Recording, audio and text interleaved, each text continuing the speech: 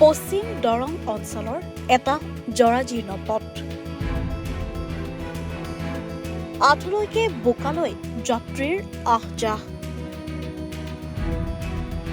আঞ্চলিক সদস্য মোস্তাক হুছেইনে পকেটৰ টকাৰে শিলবালি পেলাই সুচল কৰিলে যাতায়াত।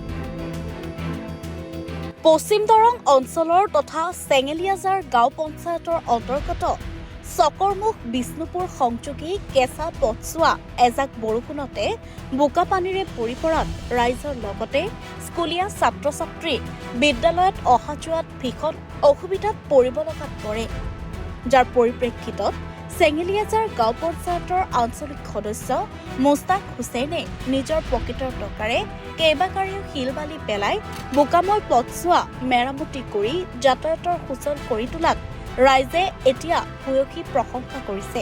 এগৰাকী ৰাইজৰ প্ৰকৃত সেৱক হিচাপে নিজৰ পৰিচয় কৰ্মৰে দাঙি ধৰাত সকলোৱে শলাগ লৈছে মোস্তাকৰ। উল্লেখযোগ্য যে উল্লেখিত পথছোৱা তদানীন্তন বিধায়ক ডক্টৰ পৰমানন্দ ৰাজবংশীৰ তৎপৰতাত লোক নিৰ্মাণ বিভাগে নিৰ্মাণ কৰাৰ বাবে সকলোখিনি কাম কাজ কৰি থোৱা আছে যদিও এতিয়ালৈকে পথছোৱা বিভাগে নকৰাত ৰাইজ অসুবিধাত পৰিছে।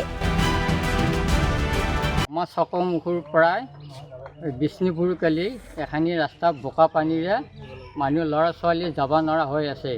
আমাৰ মোস্তাক হুছেইন তেওঁ চেঙেলীয়া পঞ্চায়তৰ তেওঁৰ নিজৰ ধনেৰেদি চেইন কেবল পেলাই ল'ৰা ছোৱালীখিনিক যাব পৰা কৰি দিছে।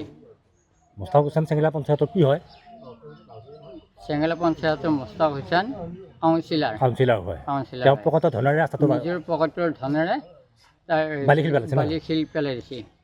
ৰাস্তাটো মানুহখিনি যাব পৰা হৈছে এতিয়া মানুহখিনি যাব পৰা হৈছে ৰাস্তাটোৰ ফালে।